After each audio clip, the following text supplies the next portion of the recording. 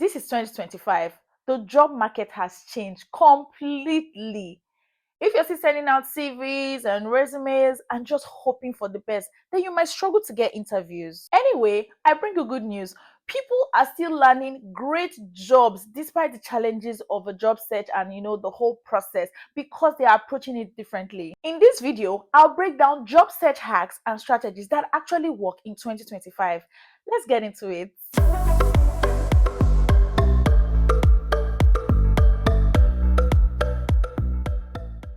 So the first thing I want to talk about today is referrals. Referrals is king.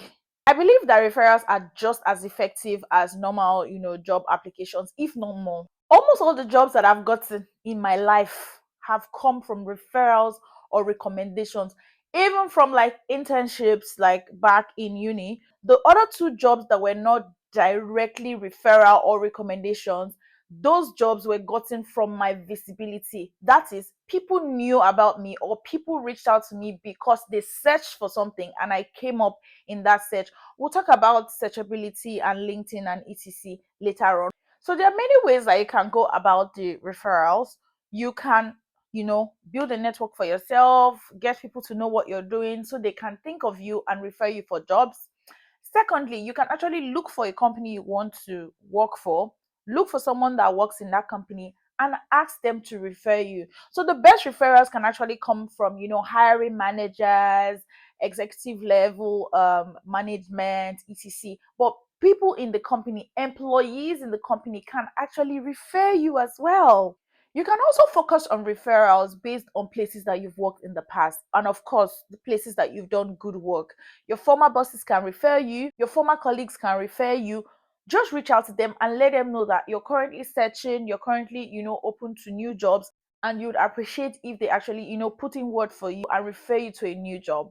Most of those people, they have like this industry connection, they have people that they speak with, everybody knows everyone somehow, and then it might just come up one day and then the person you spoke with, about a referral will remember you and refer you for that job. Now, bringing it to your family and friends corner, or let's say personal acquaintances corner, everybody around you needs to know that you are job hunting. Like every single person around you, as much as you can share anyways, but the people around you might hear of opportunities before they even become live and refer you for those opportunities or recommend you for those opportunities. If you're still applying to only posted jobs, that is, you're looking for a job and the only thing you're doing is, where can I find so and so jobs, and you're applying online, you'll be so stressed because you apply to like 200 jobs, 300 jobs, and you might even be rejected on all the jobs because you're competing with thousands and thousands of people, especially if you know that that role is very attractive, it's a very popular company, and it's a role that everybody would want. When you enter into that hidden job market, your competition reduces drastically. So from competing with, let's say, 2,000 people, you're now competing with 10 people. You have a better chance at your resume or your CV being seen and reviewed. You have a higher chance at interviews. It's just better. Please take advantage of that hidden job market. The second point that I want to talk about is AI and ATS proofing your resume. With AI screening resumes, if your resume or your CV isn't optimized, it wouldn't even get to the human eyes. They will just reject you straight. Anyway, here's how you can do it if you're still interested in applying online and you want to use your CV or your resume. Number one, use the exact words in the job description. You can copy the whole description and put that in your resume. So you're not putting it verbatim, but make sure that the keywords are shown in your resume because those are the things that they are looking for. Remember, a human being has not seen your CV yet. It is just a computer that is trying to pick out some words that they want to see. So make sure that you optimize your CV based on the description that they put in the job description that they've posted online. Also, keep your formatting very simple. Don't do any crazy designs or anything that you know that the ATS will not be able to read. And then most of the time, you're putting like very important information in those very beautiful designs. If it was a human that you were sending that CV to, that's fine. You can leave your fancy designs. But you know that this is going to go through a computer. There's no need for that fancy design. Make sure that everything that you want the ATS to read is clearly stated. No extensive formatting. Most people get rejected before a recruiter even sees their profile. Please don't let that be you. Make sure that your CV or your resume or anything that you're submitting is AI and ATS proof. You can even use some tools and proofread it before you actually send it. Use those tools to actually check your CV and your resume before you apply for that job. You would see your ranking, you see your score, and you would see if this resume or this CV is good enough to even apply for this job. Don't forget, use the words that they use in the job description inside your CV to ensure that it passes, the ATS screening. So the third point I want to talk about is stand out with a personal brand.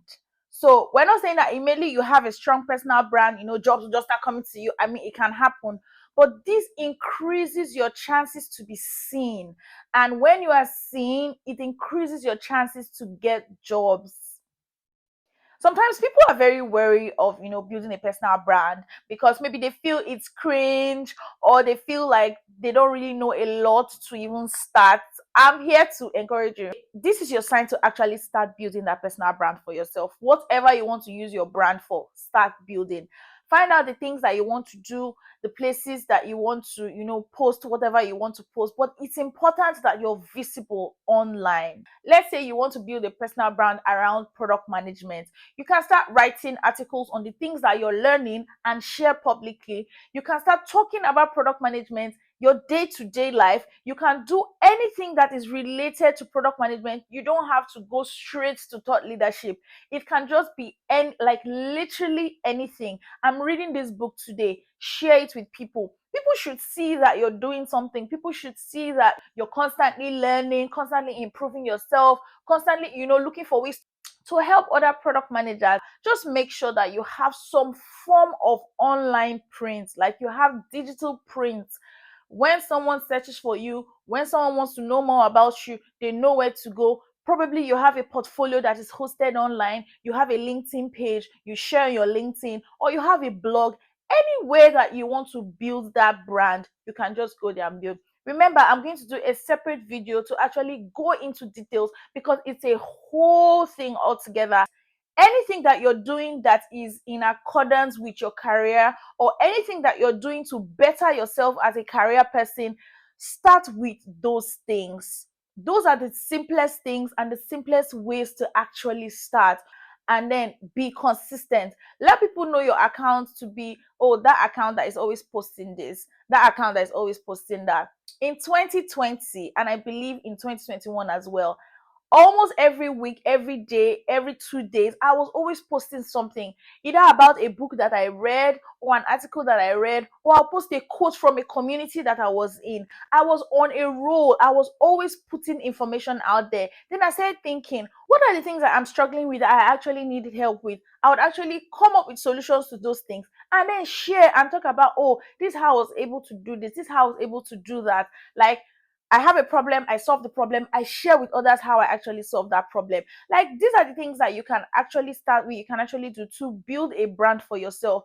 Building a brand is just like people knowing you for something. What do they know you for? What, when your name comes up, what will come up? Like, how will people remember you? What are the things that would come up? What are the adjectives that people would use? If you want people to know you for this, and this, start building your brand around the things that you want people to know you for.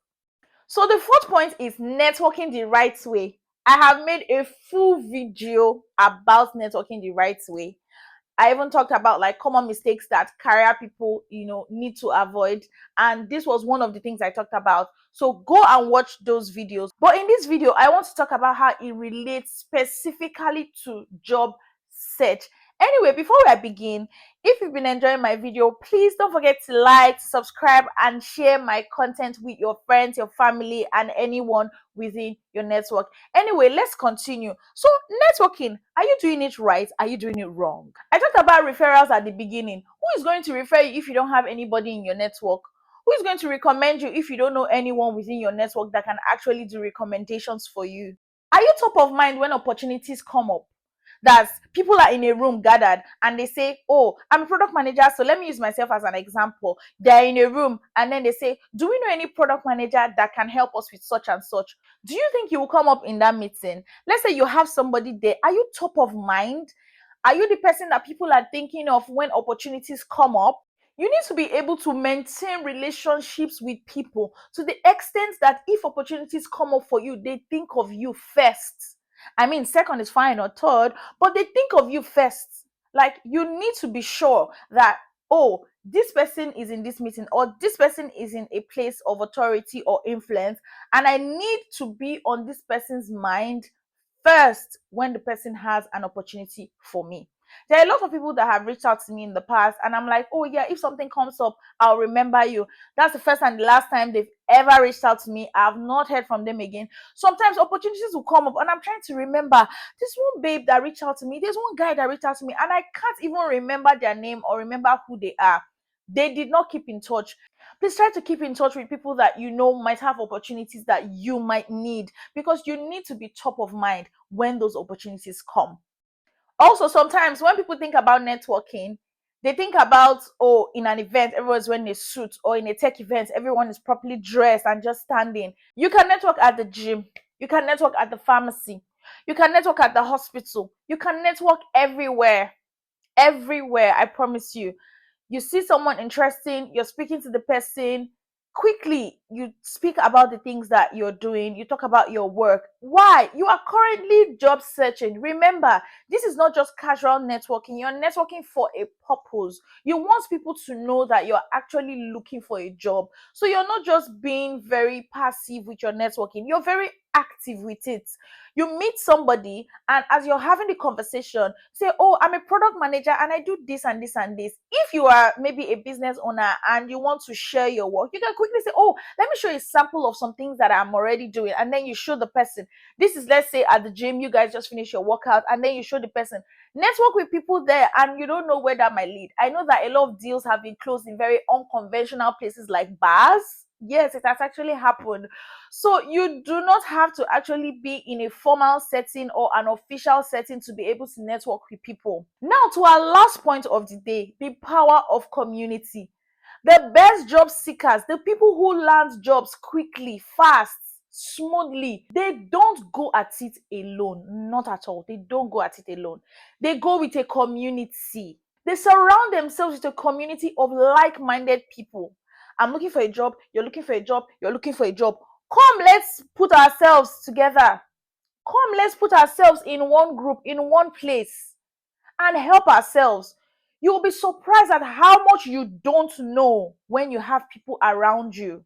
They would teach you things, they would help you improve on the things that you already know. It's very important. They would also help you practice for interviews.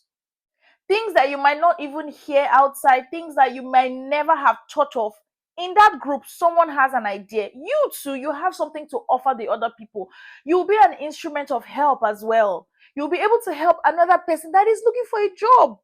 So it's very important that you have like-minded people surrounding you on your journey. They would also help you, encourage you if things don't go as planned. Your community also helps you review your work. Let's say in your interview process, you are supposed to do a case study. Are you doing it right? Are you even answering the question that the interviewer has set for you? What exactly are you doing, and how are you approaching it? When people come together to actually review your case studies, they will bring in different perspectives on how you can improve your work. Sometimes the way that you're even going about it is not the way you should go. You have to start from the beginning altogether. They are providing constructive feedback for you to help you improve, to help you grow, and to help you land that job. So guys, these are the 5 hacks and strategies that you can use in 2025 that will certainly get your foot in the door and, of course, help you land a role. Okay guys, thank you so much once again for watching my video till the end. Please don't forget to like, to subscribe to my channel, and also share my video with people that you think would like this form of content. I'll see you in the next one. Bye.